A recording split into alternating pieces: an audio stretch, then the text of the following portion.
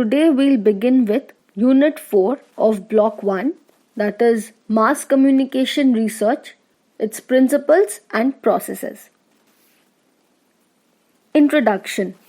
This unit is very important for understanding how the process of research is to be conducted in the discipline of mass communication.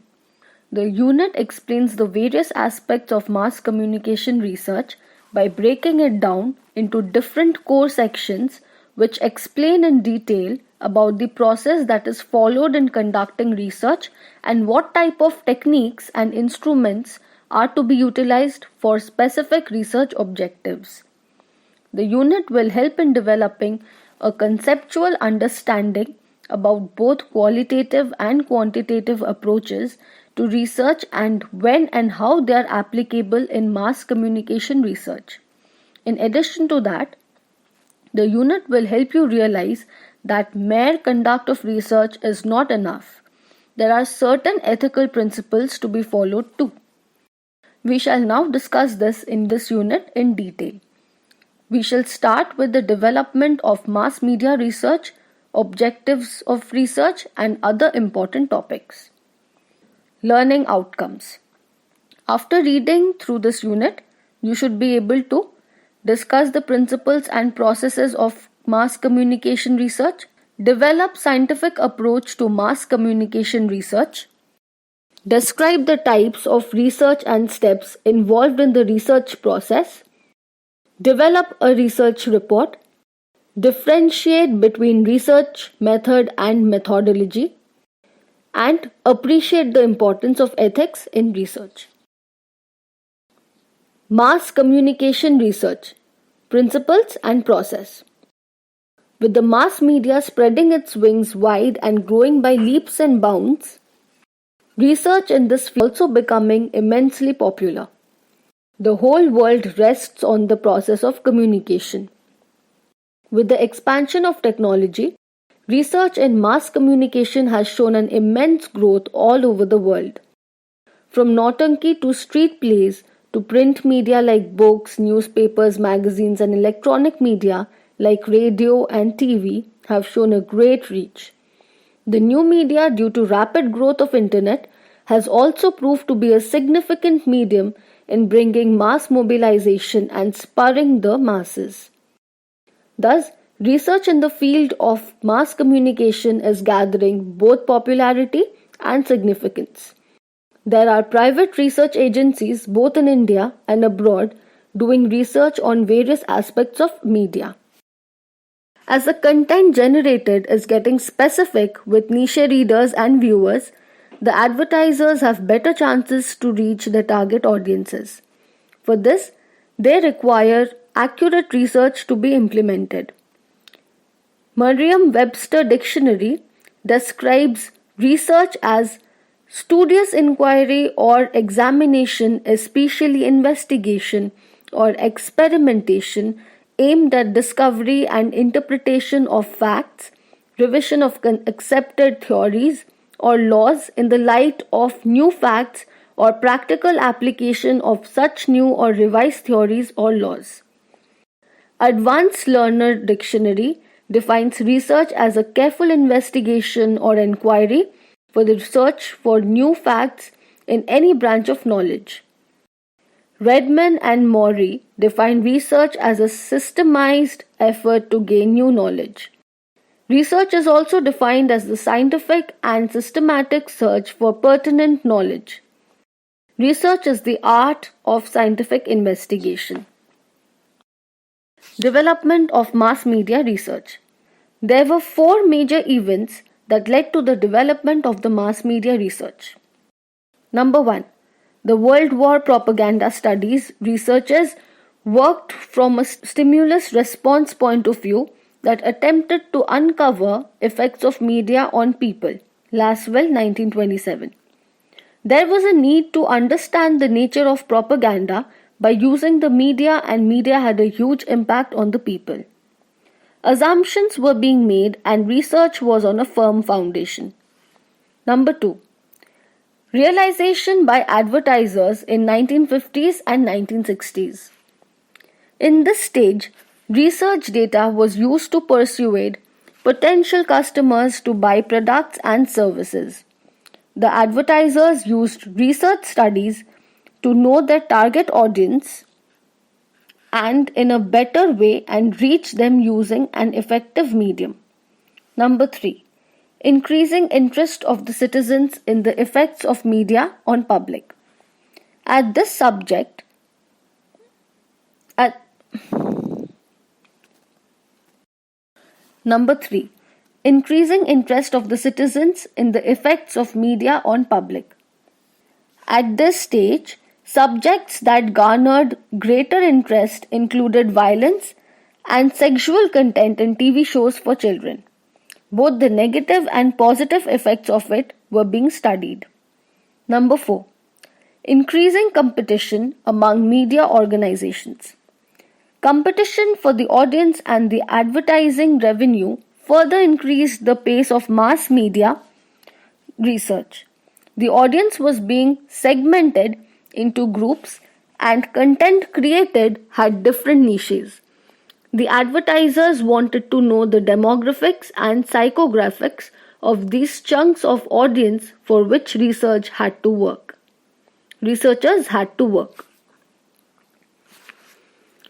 Objectives of research. The purpose of research is to discover answers to questions by the application of scientific procedures and to make oneself acquainted with the occurrence to garner new sights. These studies are termed as exploratory research.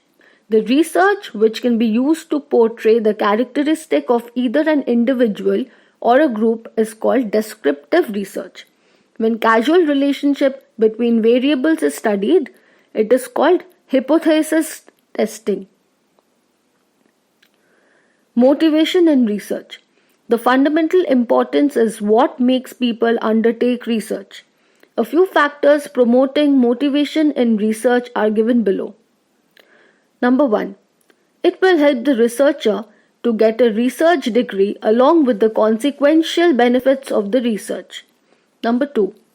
It helps invoke interest in facing the challenges in solving the problems that are unsolved. Number 3.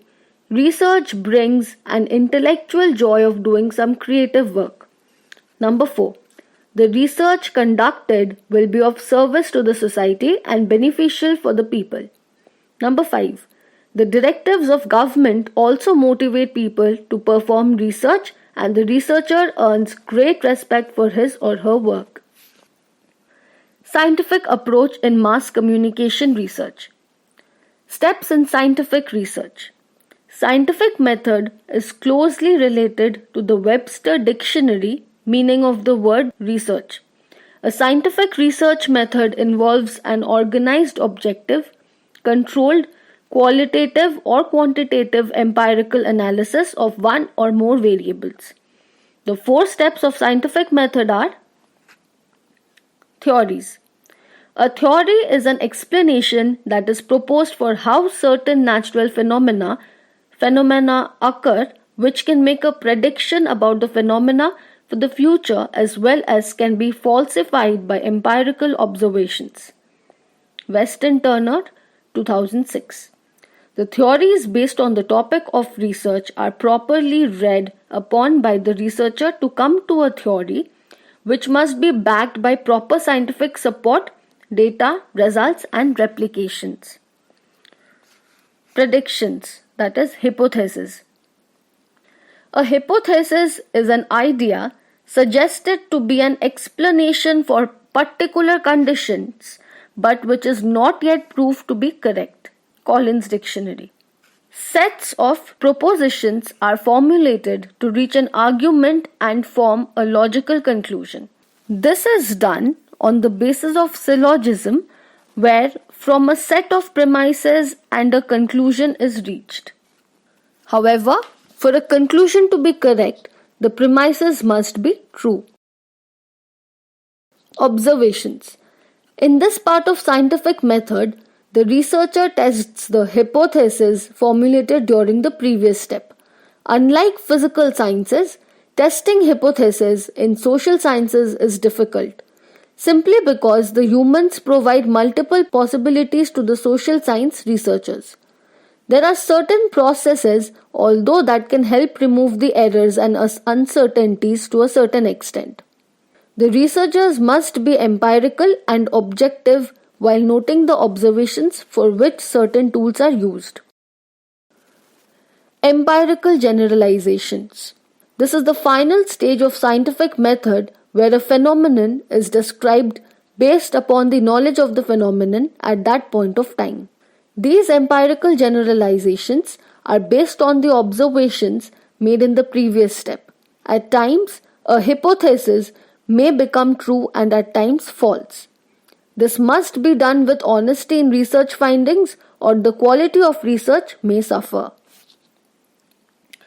Types of research. Some of the basic categories of research are descriptive or analytical research. Descriptive research involves survey and enquiries to find facts of different kinds. The foremost function of this research is to give a detailed description of the state of the affairs regarding those that exist currently.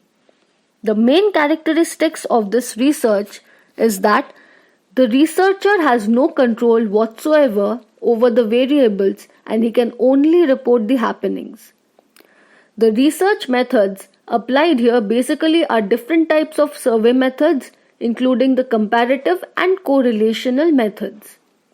In analytical research, the facts and information already available are analyzed to make a critical evaluation.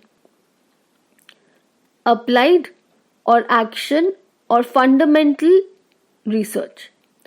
Applied research or action research is aimed to find a solution for a problem in the society or an organization. Certain examples of applied research are those to identify social, economic, or political trends, marketing research, and evaluation research. It aims to find a solution for an existing problem. Fundamental research or basic research relates to generalizations or formulation of theories. Research in any kind of natural phenomena, human behaviors, or related to pure mathematics are fundamental or pure research. It aims to gather knowledge for the sake of knowledge. It has a broad base of applications and is directed towards finding information to add to the already existing mass of knowledge. Quantitative or qualitative. Quantitative research is based on quantitative data, that is, measurement of quantity or amount. All phenomena that are expressed in quantity come under this type of research.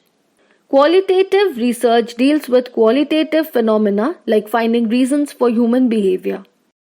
It aims to discover underlying desires and motives with the help of in-depth interviews.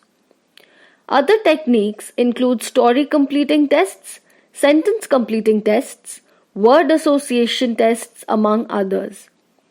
Attitude or opinion research is also qualitative research where research aims to find out what people think about a particular topic or an institution. This research helps find out reasons or factors of liking or disliking a particular thing by the people. Practicing this type of research is difficult and requires guidance from expert researchers. Conceptual empirical. Conceptual research or empirical research relates to an abstract idea or ideas or theory.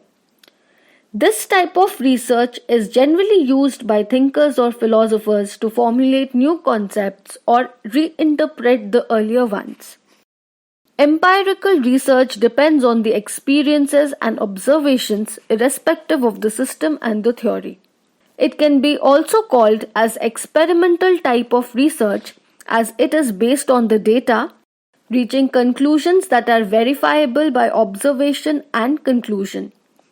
The data in empirical research needs to be collected first-hand from the source.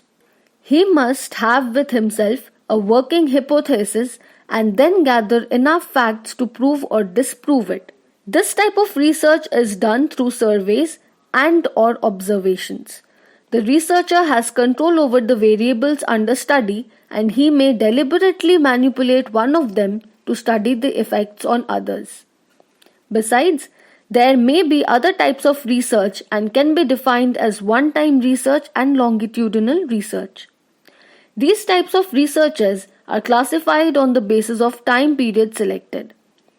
This research is restricted to a solitary fixed time period, while longitudinal research is carried out over a larger time period. Field setting research and laboratory research. This classification is made on basis of the place where the research is carried out. Clinical, diagnostic, exploratory research. These types of research go for case study methods to reach the causes of events or happenings. A small sample is taken and deep probing is done to gather the data. An exploratory research develops a hypothesis rather than tests it, while a formalized research has a proper structure to test the hypothesis. Research approaches. The types of research given above reveal that there are basically two approaches to research, namely quantitative approach. This approach involves quantitative data which is subjected to rigorous analysis in a formal procedure. It can be further classified into following categories. In inferential approach, survey research is done through which a sample of population is studied to infer or conclude certain characteristics or relationships of the population. In experimental approach, certain variables are manipulated to observe their effect on other variables and thus exercising greater control over the research environment. Simulation approach creates an artificial environment where data can be generated and relevant information can be studied. This allows observing dynamic behavior of the system under controlled conditions. Simulation refers to the operation of a numerical model within a dynamic process. Qualitative approach. This approach involves the subjective study of attitudes, opinions, and behavior where the researcher works according to his insights and impressions. This is done through focus group interviews and depth interviews, and the results are not subjected to rigorous quantitative analysis. Steps involved in a research process. Research consumes both time and money. Since time and money are highly valuable, research must be carried out in a proper process. The 8 steps involved in a typical research process include: Number 1. Selection of a problem. 2. Review of existing research studies and theories. 3. Development of hypotheses and/or research questions. 4. Deciding an appropriate methodology or research design. 5. Collection of relevant data. 6. Analysis and interpretation of results. 7. Presentation of the results in an appropriate form. And 8. Replication of the study when necessary. All the above steps help to reach a maximally efficient research study. For instance, the researcher must clearly state the research problem before the review of literature is done. The researcher must know the types of studies already conducted to design the most efficient method of investigating a problem, etc. In addition, all the steps are interactive, as review of literature may refine or even alter the initial research problem. A study conducted before may expedite or complicate the current research effort step-by-step procedure of research. The steps involved in a mass communication research project are given below. Selection of the topic. Step 1. Selection of the topic. The topic selected for research must be thought over carefully, keeping the following aspects in mind. Number 1. Relevance. The topic must hold relevance in the existing scenario. Its significance is a crucial aspect when starting the research. There are topics upon which immense research are done, like effects of violence in movies on children or celebrity endorsements in advertising. Thus, research on such topics would not make sense, and instead doing research on current and new topics would be helpful. Feasibility. The second aspect when selecting a topic for research is its feasibility, which means whether the research would be accomplished during the time period set, or for that matter, despite many other physical constraints. Like being located in Kashmir, it would not be feasible enough to do research on the coverage of tsunami in Tamil Nadu or Andaman. Number 3. Broadness. Depending upon the purpose of research project, the broadness of the topic is decided. For example, if you reach a topic for research which is online advertising, it is way too broad to do research. Depending upon whether the research is a minor project or a major project, the topic is crystallized and decided. Fourth element, time and cost constraints. Time and cost are important aspects to think of when selecting a topic for research. Retrieving information and review. After deciding the topic of research, an in-depth reading of the text related to the topic follows. Review of literature is done on the topic chosen for the research for proper understanding of the topic and the already done research on the topic. There are different types of information sources that can be scanned to get the required information. These include scholarly research journals, books, magazines, newspapers, encyclopedias and handbooks, blogs and websites on the internet. All the information sources must be cited properly and proper citations to the information must be given. Following things must be kept in mind before going ahead. Number 1.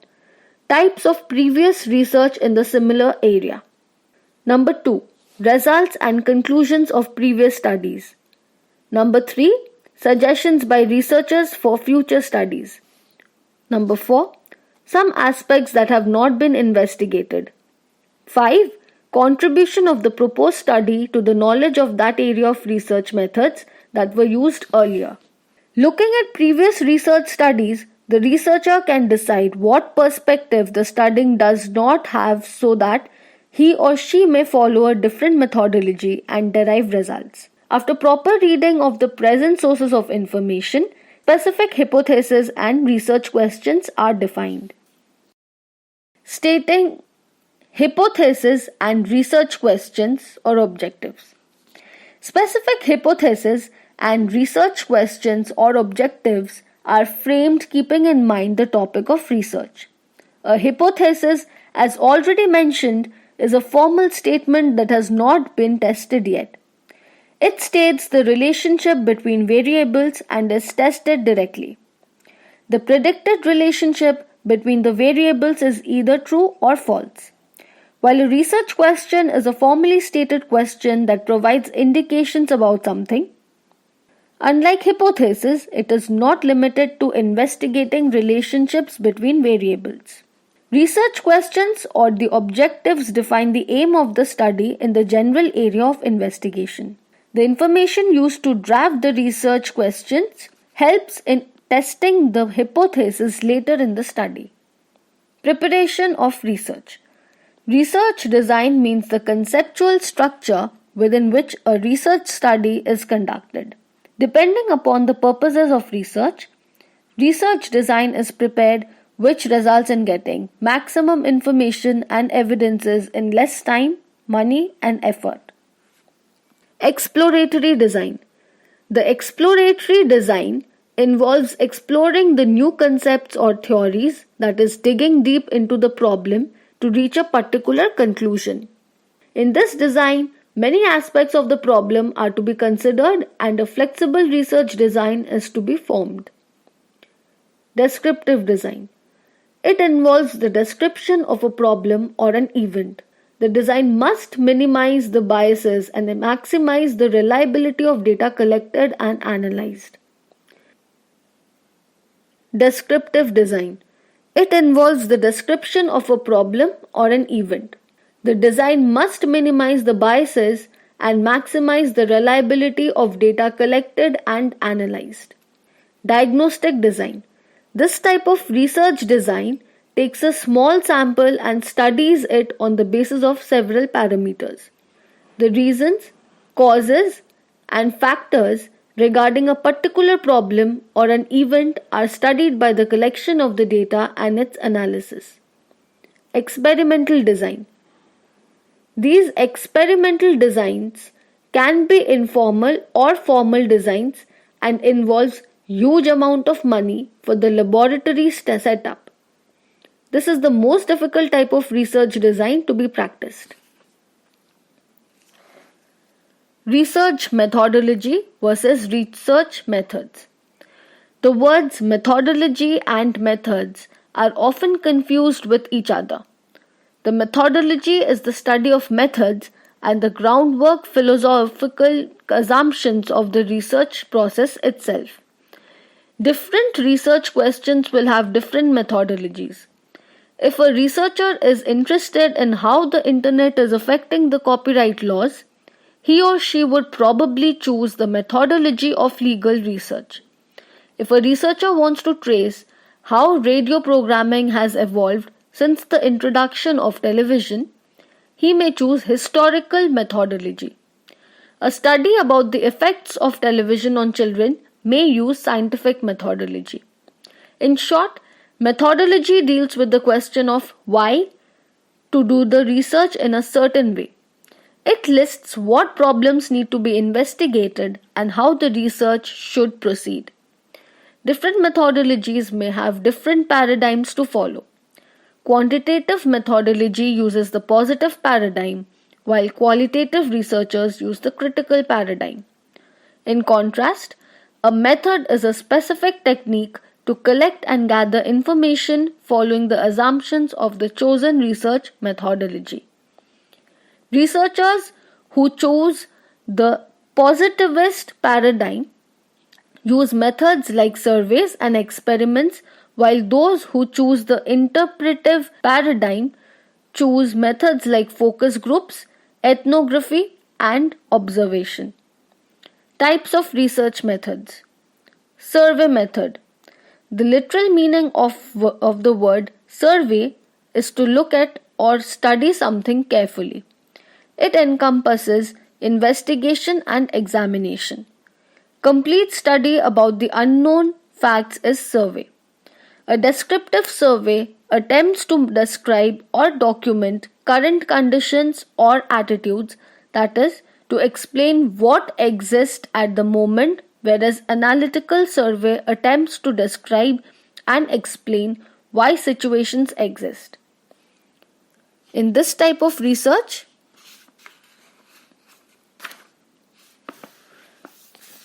multiple variables are generally examined to investigate research questions. A media survey is a process by which quantitative facts are collected about the media aspects of communities' composition and activities. The media survey is a comparative undertaking which applies scientific method to the study. Types of surveys. A. General or specific surveys. B. Regular and ad hoc surveys. C. Preliminary and final surveys. D. Census. And E. Opinion polls and exit polls. In survey method, the data is collected through tools such as questionnaire, schedules, or interviews. A set of questions are framed according to the objectives of the research. The questions can be open-ended questions. Open-ended questions give respondents freedom in answering questions and opportunity to provide in-depth responses. The major disadvantage of these questions is that the answer requires large amount of time to collect and analyze the responses. Closed-ended questions. In these questions, the respondents have to choose to reply from the list provided by the researcher, and because of the greater standardization of the questions, it is easy to collect the responses and the answers can be easily quantified. The major disadvantage is that often certain responses are not included in the options.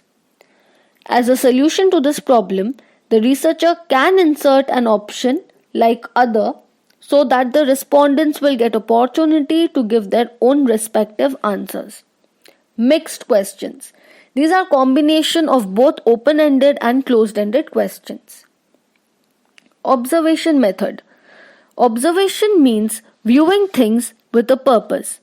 It consists of collection of the facts which are in the direct knowledge of the investigators. Observation is the perception with a purpose.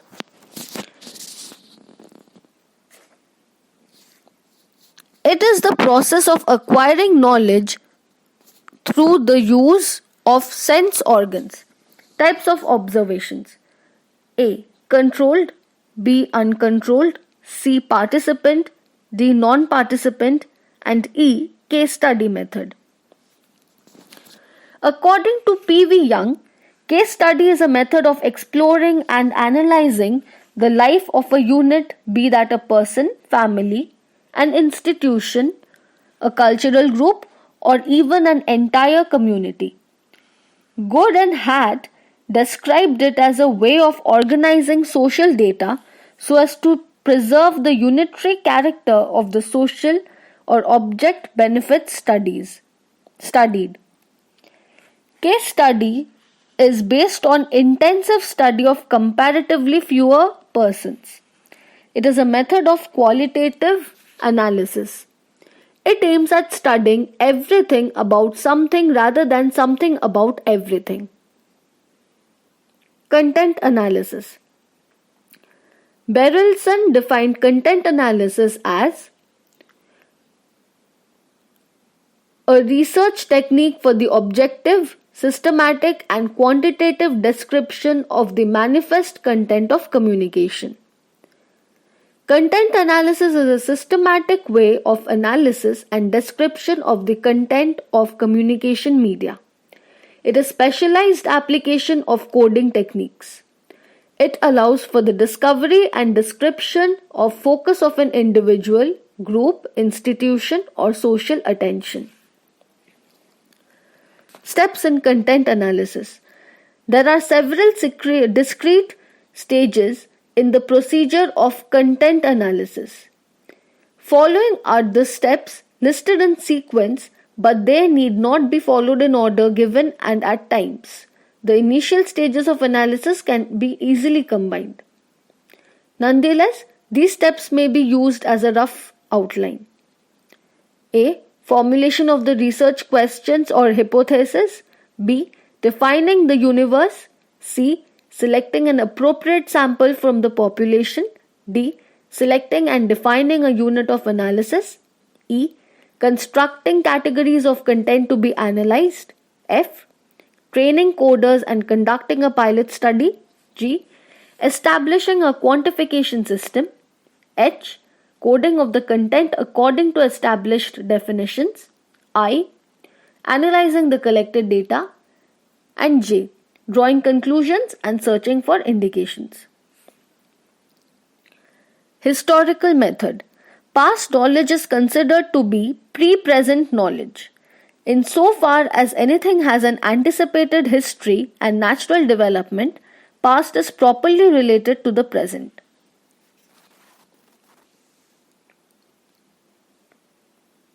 Sampling. One of the goals of scientific research in science that believes in the notion of positivism is that a researcher needs to describe the nature of the population, that is, a group or class of variables, subjects, concepts, or phenomena. In certain research studies, an entire class or group is investigated, like the population counting that happens every decade. This process of examining every member in a population is called census. Studying every member of a population is costly and at times not feasible. Thus, to go ahead with the study, a sample is taken from the population. A sample is a subset of the population and represents the entire population. Even though it has appropriate size, it is inadequate for testing purposes because the results cannot be generalized to the entire population from where sample was drawn.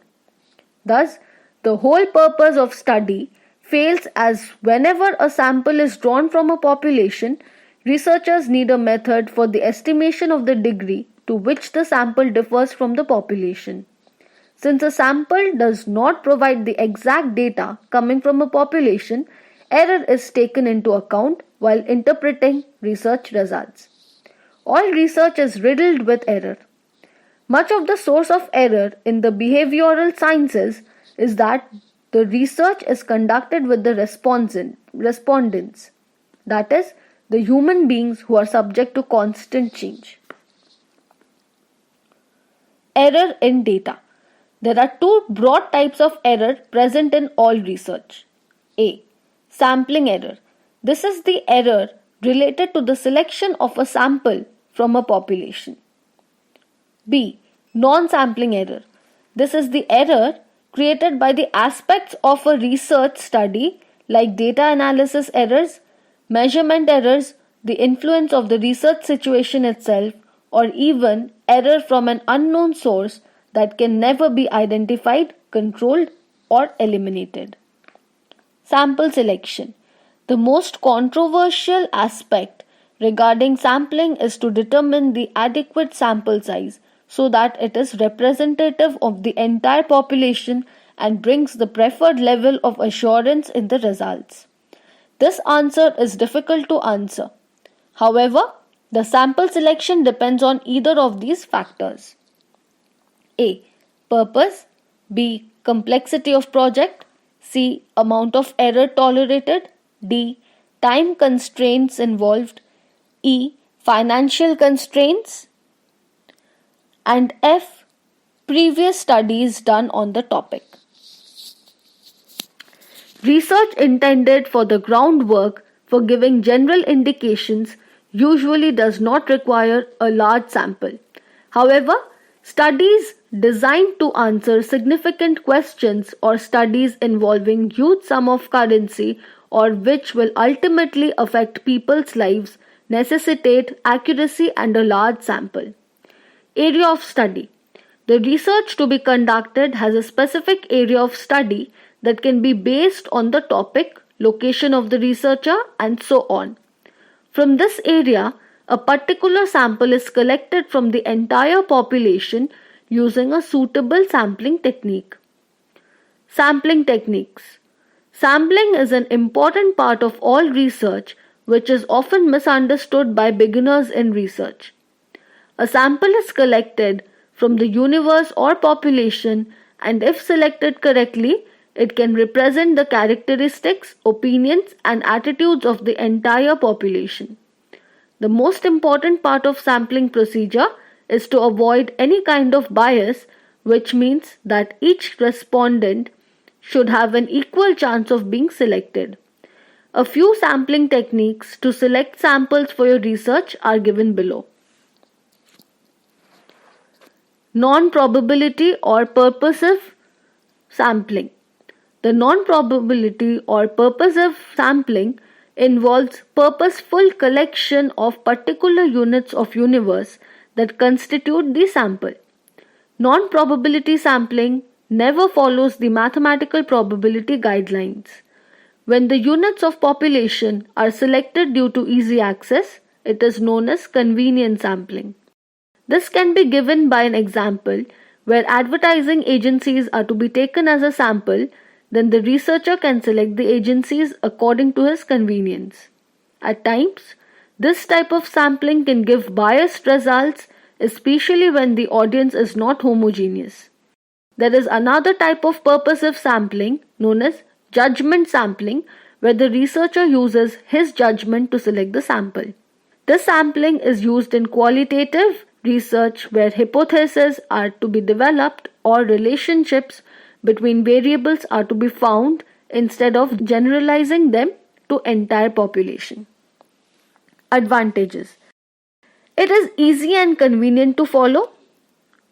Number 2, when the time for the research is limited, this technique is easier to be used. Number 3, this is not a costly method for sampling and can bring greater results for less cost spent.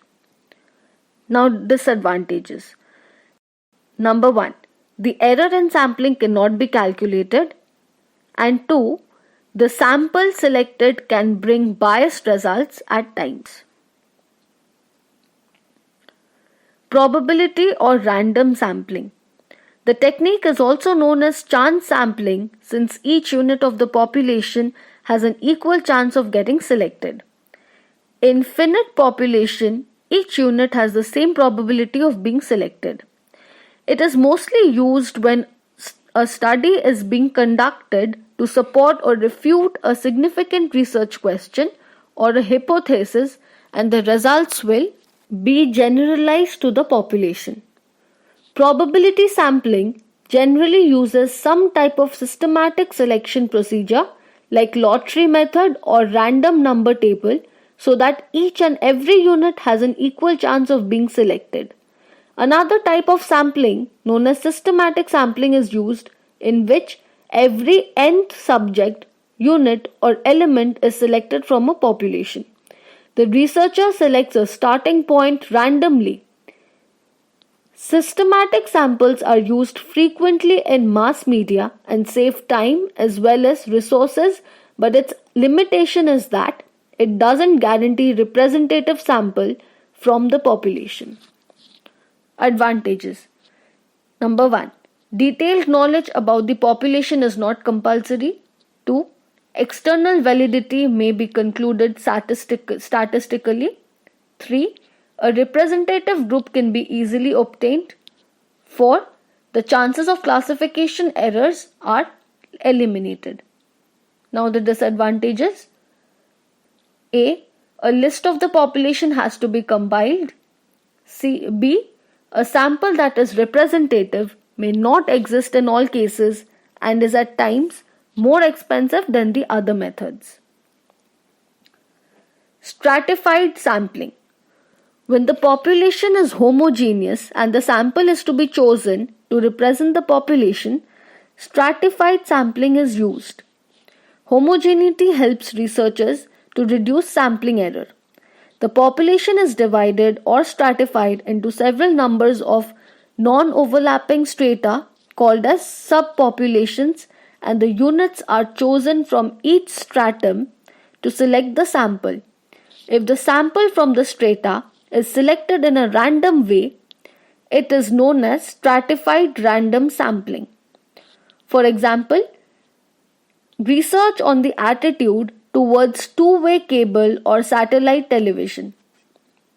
The investigator would state that the respondents might have higher achievement levels to stratify the population according to education and thus divides the population into 3 education levels: grade school, high school and college.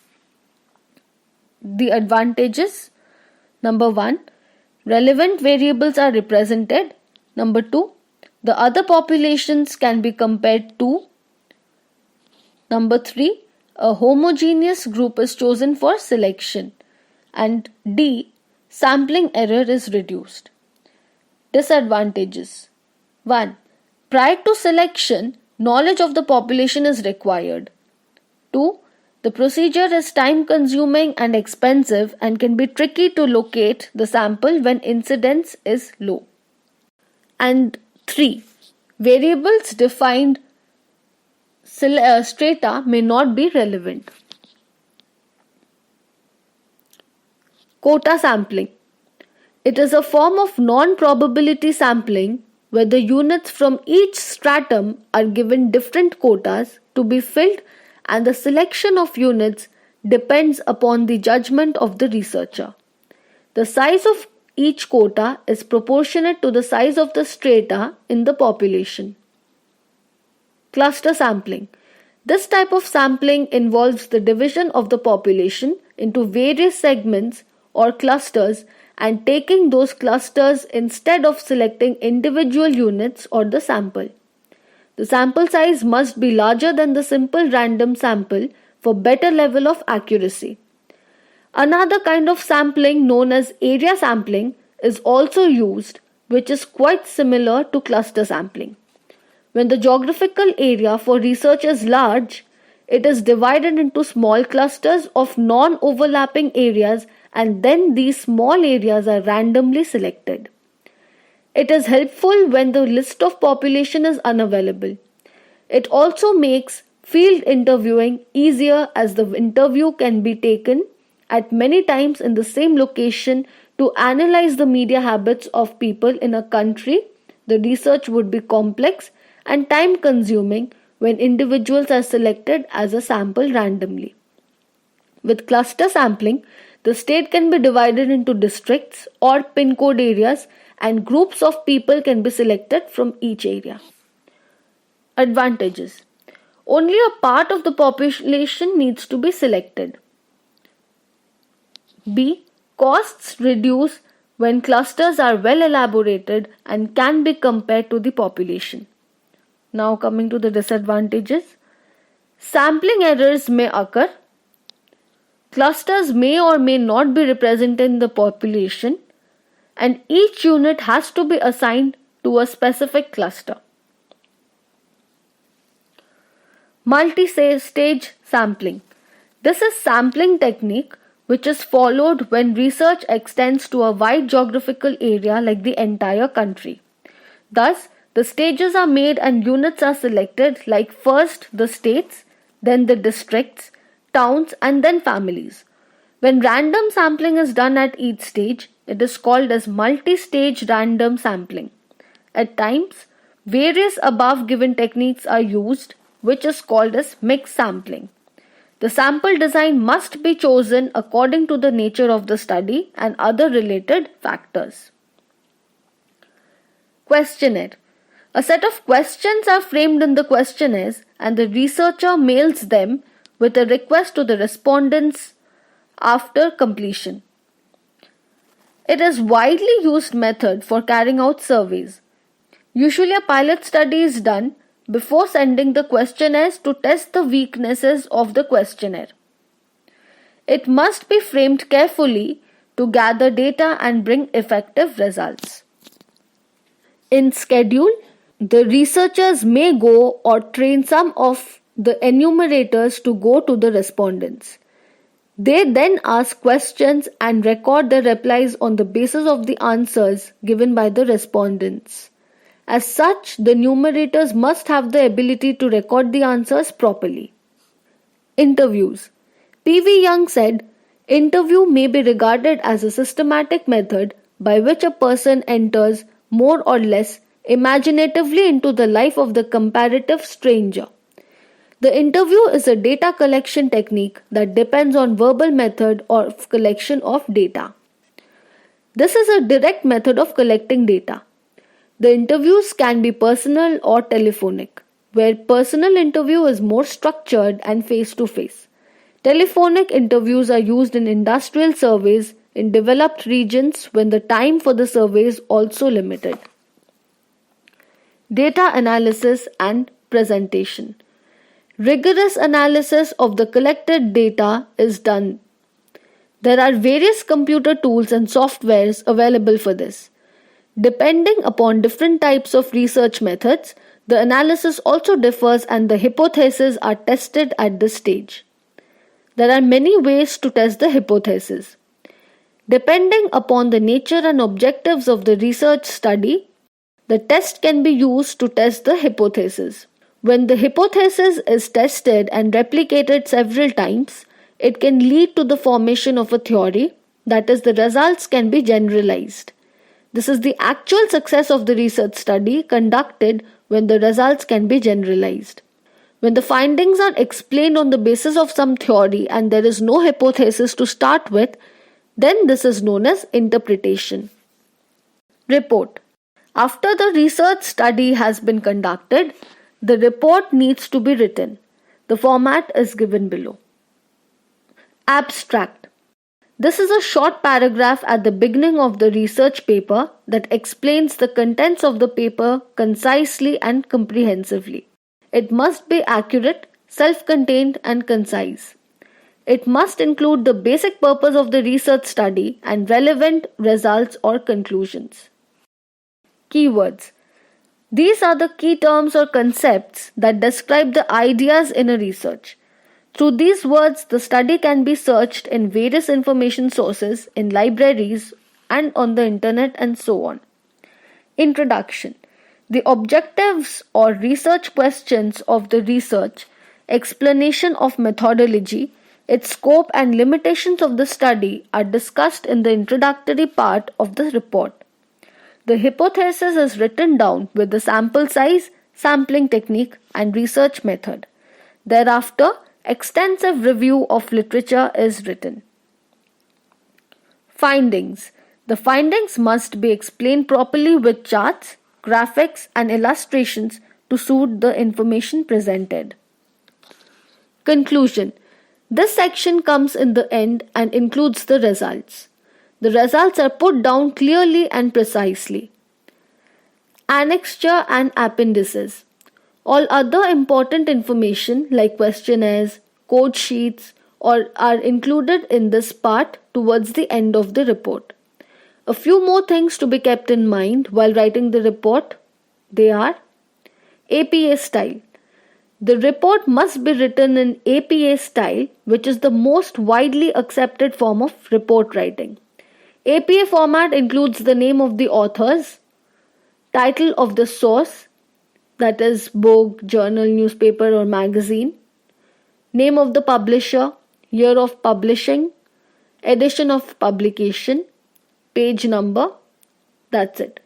In case it is a website, the date of retrieval is also mentioned. Bibliography or references. The references to the texts read must be given at the end of the report under the bibliography section. Citations. Within the text of the report, when writing about some particular terms, the citations must be given to the references mentioned at the end of the report. These citations are given in a set of parentheses with the name of the author and the year of publication. Ethics in research. Mass media researchers must follow certain rules according to ethical obligations to their subjects and respondents. Cook 1976, discussing the laboratory approach, offered a code of behavior to represent the norms of research ethics. Number 1. Not to involve people in research without their knowledge or consent. 2. Not to force the people to participate. 3. Not to withhold or lie about the true nature of the research from the participant. 4. Not to lead the participant to commit acts that may diminish his or her self-respect. 5. Not to violate the right to self-determination. 6. Not to expose the participant to any kind of physical or mental stress. 7. Not to invade into the privacy of the participants. 8. Not to withhold benefits from participants in control groups. And lastly, not to fail treating research participants fairly and to show them consideration and respect. Frey, Botten and Krebs 2000 have mentioned following summarized moral principles that must be commonly advocated. They are A.